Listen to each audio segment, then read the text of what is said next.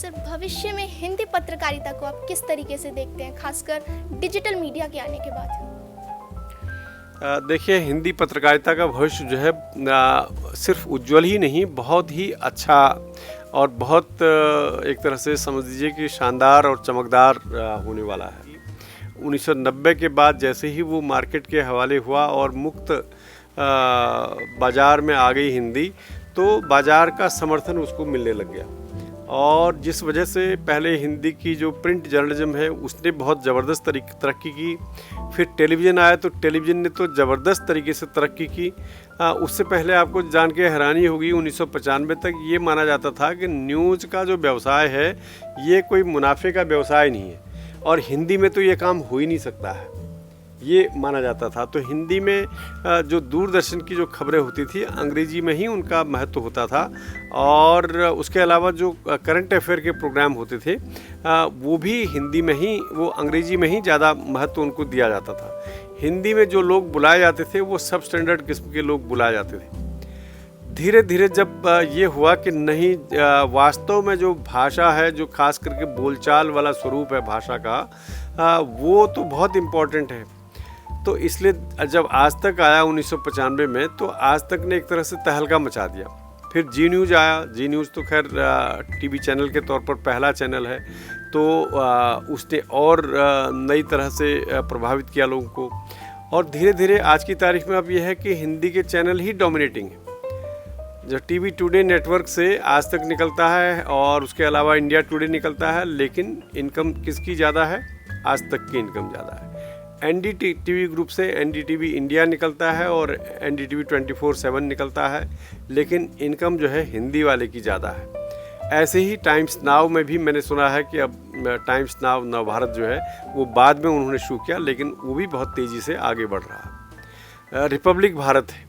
Republic Bharat जो है वो अंग्रेजी, जबकि उसका जो ओनर है, जो संपादक, प्रधान संपादक है, वो मूलतः अंग्रेजी वाला आदमी है, लेकिन उन्होंने भी हिंदी सीखी और हिंदी में आगे बढ़े और हिंदी का चैनल जो है आगे बढ़ाया। जो बड़े बड़े अंग्रेजी के संपादक हैं, वो एक ज़माना था जब हिंदी को बहुत हिकारत की भावना से देखते थे, हिंदी में इंटरव्यू तक नहीं देते थे, लेकिन आज की तारीख में उन सब ने हिंदी सीखी और अपने ग्रुप से हिंदी के चैनल निकाले और उसको काफ़ी आगे बढ़ाया। तो इस तरह से टेलीविज़न में भी हिंदी आगे बढ़ी, रेडियो में भी हिंदी आगे बढ़ी। रेडियो का तो माध्यम चूँकि संगीत है, तो इसलिए हिंदी का जो संगीत है, बॉलीवुड का जो संगीत है, वो बहुत लोकप्रिय है देश दुनिया में। तो इसलिए वो उसकी वजह से भी पूरा देश जो है हिंदी का एफएम चैनल देखता है। आने वाले समय में जब और चैनल हो जाएंगे और करंट अफेयर और न्यूज़ भी चलाने की छूट मिलेगी, तो मुझे लगता है कि और ज़्यादा तरक्की होगी। जल्दी ही आपको 1000 से ज़्यादा एफएम चैनल मिलेंगे देश में, और वो सब चैनल जो है न्यूज़ और करंट अफेयर भी प्रसारित करेंगे।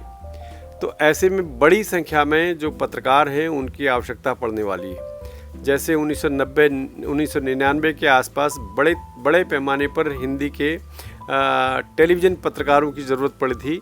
डिमांड बहुत ज़्यादा थी, सप्लाई बहुत कम थी। वैसे ही जो है रेडियो की पत्रकारिता में भी एक तरह से दिन फिरने वाले हैं। उसका मतलब फॉर्मेट सब बन चुका है। जल्दी ही जो है सबको ये छूट मिलेगी कि किस तरह से न्यूज़ और करंट अफेयर दिखा जाए। तो मुझे लगता है कि रेडियो में भी ये बात होगी, और डिजिटल में बहुत तेज़ी के साथ हिंदी बढ़ रही। शुरू में डिजिटल में हिंदी आगे नहीं बढ़ी थी क्योंकि हिंदी में टेक्निकल समस्याएं थी। टेक्नोलॉजी चूँकि मूलतः अंग्रेजी में है या पश्चिम से टेक्नोलॉजी आती है, वहाँ अंग्रेजी में ही इनबिल्ट टेक्नोलॉजी होती है, तो इसलिए हिंदी में आते आते उसको 6 महीने साल भर लग जाते थे। फ़ॉन्ट आए हमारे यहाँ, तो फ़ॉन्ट की समस्या थी। जब शुरू में इंटरनेट आया तो उसमें हिंदी में फ़ॉन्ट की समस्या थी। हमारे पास स्टैटिक फ़ॉन्ट थे, जड़ एक तरह से स्थिर किस्म के फ़ॉन्ट थे। तो हम यदि वेबसाइट बनाते हैं तो वेबसाइट बनाने के लिए हमें अपने फ़ॉन्ट जो है उसमें डालने पड़ते थे, और जिस रिसीविंग एंड पर यदि कोई आदमी देखता है उसको, तो उसको पहले हमारे फ़ॉन्ट डाउनलोड करने पड़ते थे, तब वो देख पाता था। तो आज जो है खास करके सन 2000 के बाद जब यूनिकोड प्लेटफॉर्म माइक्रोसॉफ्ट ने इंट्रोड्यूस किया तो 8 भारतीय भाषाओं को उसमें जगह मिली। शुरू में हिंदी थी और बांग्ला थी और तमिल थी, बाद में और भाषाओं को भी जगह मिली। तो आज की तारीख में वो सब भाषाएं जो है वो स्वतः जो है कंप्यूटर के अंदर हैं और कोई प्रॉब्लम उसमें नहीं होती है। बहुत तेज़ी के साथ जो है दुनिया की सबसे तेज़ी से बढ़ने वाली डिजिटल में जो भाषा है वो हिंदी है। तो मुझे लगता है कि आज उसका स्तर आपको बहुत अच्छा नहीं लग रहा होगा, आने वाले समय में और बहुत तेज़ी के साथ वो आगे बढ़ेगा, स्तर भी सुधरेगा और जो परिस्थितियां हैं वो भी सुधरेंगी। सर, आपने इतने बड़े बड़े संगठनों के साथ कार्य किया है, सर इतने बड़े बड़े पत्रकारों के साथ काम किया है, तो सर इनमें से सबसे बड़ा चुनौतीपूर्ण कार्य और आपके लिए अनुभव क्या रहा है? चुनौतीपूर्ण तो ऐसा कुछ नहीं था, काम करने का मौका मिला तो काम किया और बड़े जो अखबार हैं या बड़ी मैगजीन्स हैं तो उसमें उनकी अपेक्षाएं भी ज़्यादा होती हैं, डिमांड्स भी ज़्यादा होती हैं। जैसे धर्मयुग में हमने ट्रेनिंग की तो धर्मयुग अपने ज़माने की मशहूर पत्रिका थी, हिंदी की सर्वश्रेष्ठ पत्रिका थी और उसमें एक एक अक्षर जो है वो गलत नहीं हो सकता था, एक एक अक्षर पर ध्यान देते थे। हर सब एडिटर के जिम्मे जो है कुछ पेजेस जो है 10-12 पेज बटे होते थे और उन पेजेस की जिम्मेदारी उनके पास रहती थी। तो एक एक शब्द, एक एक अक्षर भी यदि कहीं कुछ गड़बड़ हो जाए तो आपकी नौकरी जाने का खतरा बना रहता था। ऐसे बड़े सारे लोग हैं जिनकी नौकरी चलेगी इसी बात के लिए। तो इसलिए जो है हम लोग को अतिरिक्त जो है वो अलर्ट रहना पड़ता था। हमारे जो प्रधान संपादक थे धर्मवीर भारती, बहुत मशहूर साहित्यकार थे, वो खुद बहुत मेहनत करते थे। 9:30 बजे ठीक दफ्तर आ जाते थे और 5:30 बजे तक वो दफ्तर में रहते थे।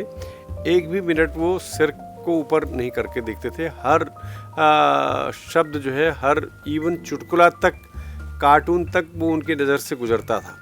कार्टून उनको पसंद नहीं आया या कहीं लगता था कहीं इसका गलत इम्पैक्ट पड़ेगा पाठकों पर तो बदलवा देते थे। कार्टूनिस्ट को कहते थे कि भाई ये दोबारा से करके दीजिए, इसका इम्पैक्ट हमारे पाठक पर सही नहीं पड़ेगा। चुटकुले जो है कहीं पर भी मतलब पूरा ध्यान रखा जाता था कि किस पाठक वर्ग के लिए है, परिवार के लिए है तो परिवार के लिए वो गड़बड़ नहीं होना चाहिए। हर चीज़ का ध्यान रखा जाता था और उस तरह की हमें जो है शुरुआत में ट्रेनिंग मिली। तो बहुत मेहनत और बड़े अनुशासन के साथ काम करना पड़ता था। और फिर जैसे जैसे आप बढ़ते हैं तो चुनौतियाँ और बढ़ती जाती हैं क्योंकि जिम्मेदारियाँ आपकी और आपके ऊपर ज़्यादा आती जाती हैं, बोझ आता जाता है तो मुश्किल होती है। और ख़ास करके जब आप संपादक या सहायक संपादक से ऊपर होते हैं, एक तरह से यदि अखबारों को देखें तो सहायक संपादक से ऊपर का जो काम है वो अपर मैनेजमेंट में आ जाता है, अपर एडिटोरियल मैनेजमेंट में। तो सहायक संपादक के बाद से जब आप काम करते हैं तो उसके बाद जो है वो जिम्मेदारी बहुत ज़्यादा हो जाती है। आपको अपना ध्यान नहीं रखना पड़ता है, अपना घर, परिवार, व्यक्ति, इसकी बजाय जो है काम ही आपके लिए सरोपर हो जाता है, उस पर ज़्यादा ध्यान देना पड़ता है। तो इसी तरह की चुनौतियाँ होती हैं काम करते हुए और ये होनी चाहिए। तो आने वाले समय में और ज़्यादा चुनौतियाँ हैं क्योंकि जैसे जैसे नया समय आ रहा है तो चुनौतियाँ और बढ़ रही हैं। सर,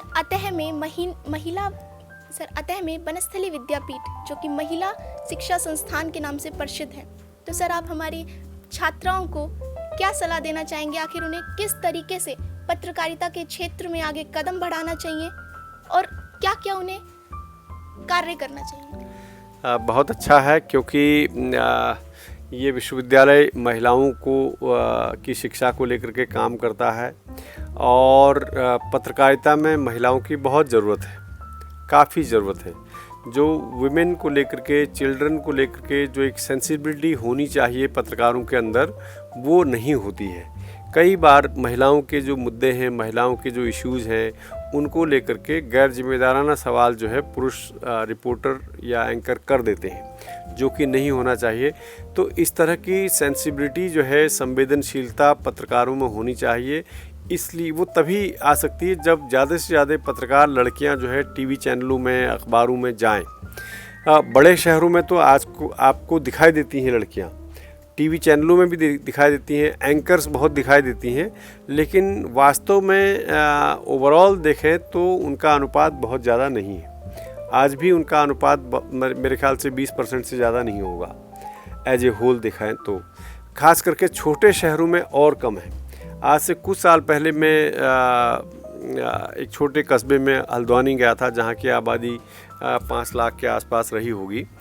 तो वहाँ जो है जो मशहूर अखबार, सबसे बड़ा अखबार था अमर उजाला, उसके न्यूज़ रूम में सिर्फ एक लड़की थी और फिर धीरे धीरे कुछ और लड़कियां आईं। जागरण में 1-2 लड़कियां थीं, वो धीरे धीरे आईं।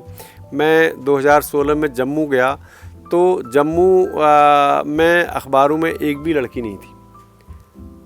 2-3 अखबार वहाँ से निकलते थे। एक्सेलसियर नाम का एक मशहूर वहाँ का अंग्रेज़ी का अखबार निकलता था, वहाँ कोई भी लड़की काम नहीं करती थी। और अमर उजाला में कोई लड़की काम नहीं करती थी। दैनिक जागरण में एक फीचर एडिटर जो है लड़की थी। तो लड़कियों की संख्या बहुत कम थी और हमने पत्रकारिता का कोर्स वहाँ शुरू किया सबसे पहले। तो अब हमने अप्रोच किया कि भाई लड़कियों को आप इंटर्नशिप पर रखिए। उन्होंने कहा कि हम नहीं रख सकते हैं, बहुत मुश्किल है, हमारे यहाँ जो है स्थितियाँ ठीक नहीं। अब तो वो कुछ कहना चाहते थे, लेकिन अर्थात वो कहने का मतलब है कि लड़कियों के लिए काम करने की स्थितियाँ ठीक नहीं, ये कहने का मतलब था। तो अब ये ठीक तो तभी होंगी जब हम लोग स्थितियाँ बनाएंगे। तो इसलिए मुझे लगता है कि आज की तारीख में परिस्थितियाँ मुश्किल ज़रूर हैं, मगर जैसे जैसे लड़कियाँ आएंगी तो वो अपने लिए स्थितियाँ क्रिएट करेंगी, अपने लिए मतलब अनुकूल माहौल खुद वो बनाएंगी और फिर उनके लिए जो है दूसरों को भी, मालिकों को भी और जो वरिष्ठ लोग हैं उनको भी माहौल बनाना पड़ेगा। तो आज की तारीख में अब जम्मू में बड़ी संख्या में लड़कियां हो गई। हमारे विश्वविद्यालय से, विभाग से लड़कियां पढ़कर निकली और जबकि वहाँ 30 में से 25 लड़कियां थीं जो पत्रकारिता पढ़ रही थी, पढ़ना चाहती हैं मगर जगह नहीं। तो उनमें से बड़ी संख्या में आज की तारीख में लड़कियां हो गई हैं। तो संख्या छोटे शहरों में भी अब धीरे धीरे बढ़ रही है। मुझे लगता है कि उनके सामने बहुत चुनौतियां हैं सीखने के लिए, अपने अंदर जो है जगह बनाने के लिए और साथ ही साथ जो है विपरीत परिस्थितियों में काम करने के लिए। नाइट ड्यूटी एक बहुत बड़ा इशू होता है अखबार के दफ्तर में, नाइट ड्यूटी, या टीवी चैनल में भी।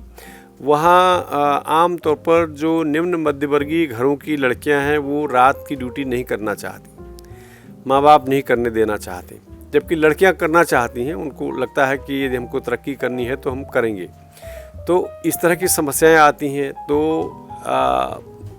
जो नाइट ड्यूटी के साथ जो सुविधाएं जुड़ी होती हैं वो सुविधाएं भी नहीं अखबार के दफ्तरों में हैं, न्यूज़ रूम्स में वो सुविधाएं भी नहीं हैं। रात को जो पिकअप और ड्रॉपिंग की सुविधा मिलनी चाहिए थी वो भी नहीं मिल रही थी। अब लड़कियों के होने की वजह से वो सुविधाएं भी उनको देनी पड़ रही हैं। तो देनी पड़ेंगी, क्यों नहीं देनी पड़ेंगी, मतलब जब लड़कियां हैं तो उनको सुविधाएं उनके अनुकूल जो है वो देनी पड़ेंगी। तो चुनौतियां बहुत हैं और मुझे लगता है कि जैसे जैसे लड़कियां आएंगी और निश्चित रूप से उनको सुविधाएं भी मिलेंगी और वो अपना नाम कमाएंगी। लड़कियों के अंदर बहुत जज्बा है, बहुत सपने हैं, वो बहुत करना चाहती हैं आगे काम। और ऐसे में यदि उनको जगह मिलती है और वो पत्रकारिता में आगे आती हैं तो मुझे लगता है कि बहुत अच्छा काम करेंगी, उनका भविष्य उज्जवल है। बहुत सारे एंकर्स को आप देखते होंगे, वो बहुत अच्छा काम करती हैं और उनकी प्रतिष्ठा भी बहुत है। तो वही प्रतिष्ठा नए पत्रकारों के लिए एक तरह से बाट जोह रही है और जैसे जैसे जगह मिलेगी वो अपने आप को साबित करेंगी। धन्यवाद सर, बनस्थली टीवी से जुड़े रहने के लिए।